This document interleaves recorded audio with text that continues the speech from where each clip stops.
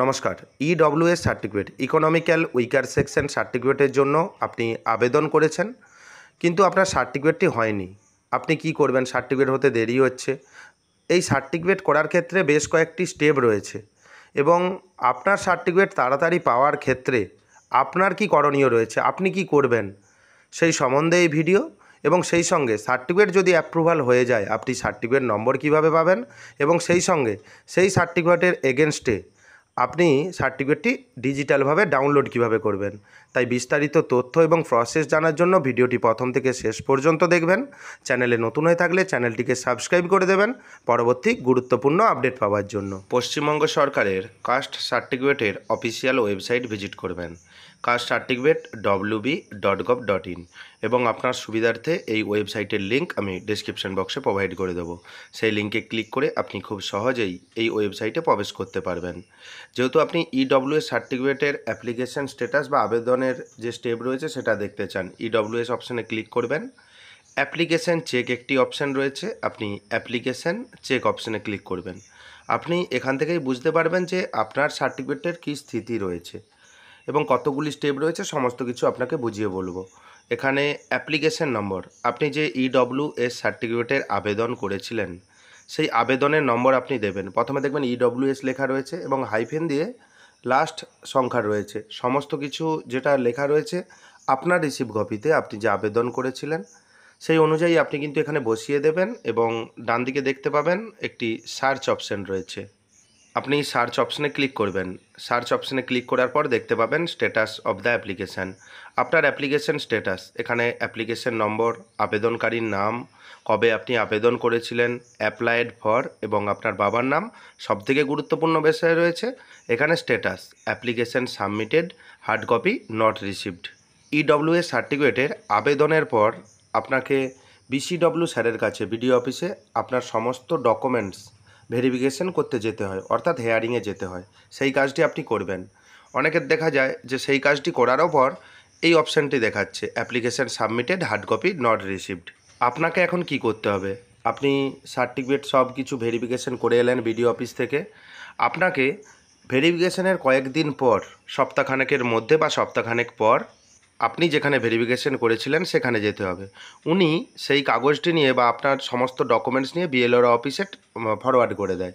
সেই বিএলআরও অফিসের RI officer যিনি রয়েছেন তিনি আপনার বাড়ির যে আপনার যে জমির তথ্য দিলেন বা আপনার বাড়ি যে কত স্কোয়ার ফিট দিলেন, মূলত আপনার বাড়ি ভেরিফিকেশন করবেন এবং জমির তথ্যগুলো দেখে নেবেন।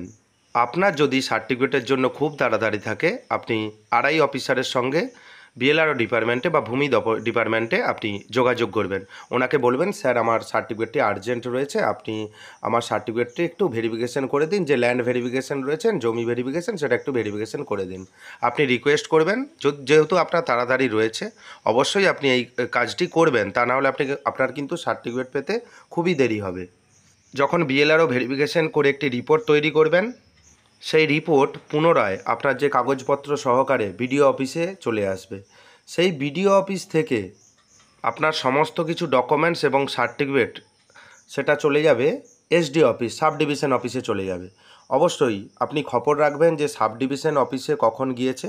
আপনি বিডিও অফিস থেকে মেমো নাম্বার নেবেন, যে সাব ডিভিশন অফিস বা এসডি অফিসে যে ট্রান্সফার হয়েছে সার্টিফিকেটটি বা ফরওয়ার্ড হয়েছে সেই মেমো নাম্বার আপনি নিয়ে রাখবেন, কারণ আপনি এসডি অফিসে যাবেন, সেখানে আপনার সার্টিফিকেট খুঁজে পেতে খুবই অসুবিধা হবে। তাই আপনি বিডিও অফিস থেকে মেমো নাম্বারটি নিয়ে নেবেন। যখন এসডিও অফিস আপনার সমস্ত কিছু কাগজপত্র বা অ্যাপ্লিকেশন রিসিভ করবেন বিডিও অফিস থেকে, দেখবেন এখানে স্ট্যাটাসেও পরিবর্তন হবে, under process at SDO level. এখানে আপনি স্ট্যাটাস দেখতে পাচ্ছেন। এখন আপনার করণীয় কী? আপনি সার্টিফিকেট যদি তাড়াতাড়ি পেতে চান সেক্ষেত্রে আপনাকে এসডিও অফিস যেতে হবে। তার আগে আপনি বিডিও অফিস থেকে যে এসডিও অফিসে আপনার যে ডকুমেন্টস ফরওয়ার্ড হয়েছে সেই মেমো নাম্বারটি নিয়ে এসডিও অফিসে চলে যাবেন। যেখানে স্যার রয়েছেন, দেখবেন আপনার মতো অনেক অ্যাপ্লিকেশন জমা পড়েছে। আপনার যদি তাড়াতাড়ি থাকে আপনি উপযুক্ত কারণ বলবেন, স্যারকে রিকোয়েস্ট করবেন যে আমার কোন চাকরির ফর্ম ফিল আপ রয়েছে বা কোন কলেজে ভর্তি হতে চান সেই ডিটেলস ওনাকে বলবেন, যে আমি কলেজে ভর্তি হতে চাই কি চাকরির ফর্ম ফিল আপ করতে চাই। সেক্ষেত্রে উনি শুনবেন, শুনে কিন্তু এডিএম যে লেভেল আছে, ADM level, next level ADM level, সেখানে কিন্তু উনি ফরওয়ার্ড করে দেবেন। আপনি যে সমস্ত ডকুমেন্টস জমা করেছেন অ্যাপ্লিকেশন ফর্মের সঙ্গে, অ্যাপ্লিকেশন ফর্ম সহ সমস্ত ডকুমেন্টস এডিএম লেভেলে কিন্তু ভেরিফিকেশন হবে। সেটা কিন্তু গ্রাউন্ড লেভেল ভেরিফিকেশন হবে না, যেটা বিডিও অফিসে হয়েছিল, যে বিডিও অফিস থেকে আপনার বাড়িতে এসেছিল বিএলআরও ডিপার্টমেন্ট থেকে আরআই অফিসার, সেটা হবে না।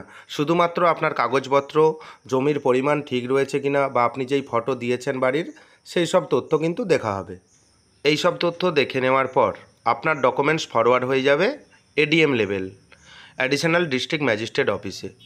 আপনি কি করবেন, আপনি এসডিও অফিসে একটি মেমো নাম্বার নিয়ে নেবেন, যে আপনার ডকুমেন্টস যে ফরওয়ার্ড হয়েছে সেই এগেনস্টে মেমো নাম্বার একটা হয়, সেই মেমো নাম্বার নিয়ে নেবেন। তাহলে এডিএম অফিসে আপনার ডকুমেন্টস খুঁজতে কোনো রকম ওনাদের অসুবিধে হবে না। সেম একইভাবে আপনি এডিএম অফিসে বলবেন যে আপনার আর্জেন্ট রয়েছে সার্টিফিকেটে, আমি কলেজে ভর্তি হতে চাই, বা আপনি কোনো চাকরির ফর্ম ফিল আপ করতে চান। ওনারা দেখবেন যে আপনার সার্টিফিকেটটি ওখান থেকে অ্যাপ্রুভাল করে নেবেন। আপনি ডিজিটালি কিন্তু এই সার্টিফিকেট ডাউনলোড করে নিতে পারবেন, এবং সার্টিফিকেট ইস্যু হয়ে গেলে কোথায় শো হবে বা কীভাবে আপনি সার্টিফিকেট নাম্বার পাবেন সেটাও আপনি এই ভিডিওতেই দেখতে পাবেন। তার আগে চ্যানেলটিকে সাবস্ক্রাইব করে দিন পরবর্তী আপডেট পাওয়ার জন্য। আপনাকে দেখালাম যে বেশ কয়েকটি স্টেপ রয়েছে, প্রতিটা স্টেপ আপনাকে আলোচনা করে বলেছি যে কী রকমভাবে কাজ হয়, কিভাবে কাজ হয়, সমস্ত তথ্য আপনি এই ভিডিওতেই আশা করি বুঝতে পারলেন। এইবার আপনি যখন অ্যাপ্লিকেশন নম্বর দিয়ে সার্চ করলেন, এখানে দেখবেন সার্টিফিকেট যদি ইস্যু হয়ে যায়, এখানে সার্টিফিকেট নম্বর দেখতে পাবেন এবং স্ট্যাটাস দেখতে পাবেন অ্যাপ্রুভ। আপনি সার্টিফিকেট নম্বরটি নোট করে নেবেন। নোট করে নেওয়ার পর আবার ইডব্লিউএস অপশানে আসবেন। ইডব্লিউএস অপশানে আসার পর সব থেকে নিচে একটি অপশান দেখতে পাবেন ডাউনলোড সার্টিফিকেট। আপনি ডাউনলোড সার্টিফিকেট অপশানে ক্লিক করবেন। ডাউনলোড সার্টিফিকেট অপশানে ক্লিক করার পর দেখতে পাবেন আপনার কাছে নতুন একটি ইন্টারফেস ওপেন হয়ে গেছে।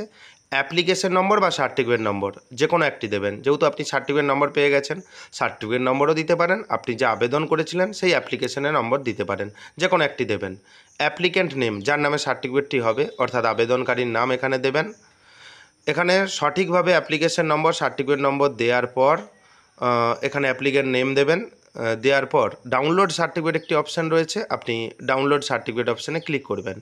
কিছুক্ষণ সময় নেবে, দেখতে পাবেন ডান দিকে যে ডাউনলোডের যে চিহ্ন রয়েছে, অটোমেটিক্যালি পিডিএফ ফরম্যাটে সার্টিফিকেটটি ডাউনলোড হয়ে যাবে। এখানে সার্টিফিকেট আপনি দেখতে পাচ্ছেন এবং কোন সাল পর্যন্ত বা কতদিন পর্যন্ত বৈধ সমস্ত কিছু ডিটেলস, আপনার ছবি, কিউআর কোড এবং ডিজিটালি সাইন রয়েছে। এবং অ্যাডোব থেকে এই ডিজিটাল সাইন আপনি কিন্তু ভেরিফাই করে নেবেন, তা নাহলে অসুবিধে হতে পারে। এটা দেখবেন জিজ্ঞাসা চিহ্ন থাকে, আপনি কিন্তু সাইনটা ভেরিফাই করে নেবেন। এখানে কোন স্যার বা ম্যাডাম সই করেছেন সেটাও আপনি দেখতে পাবেন। এভাবেই আপনি খুব সহজেই সার্টিফিকেটের স্ট্যাটাস দেখতে পারবেন এবং সঙ্গে সার্টিফিকেট ডাউনলোড করে নিতে পারবেন।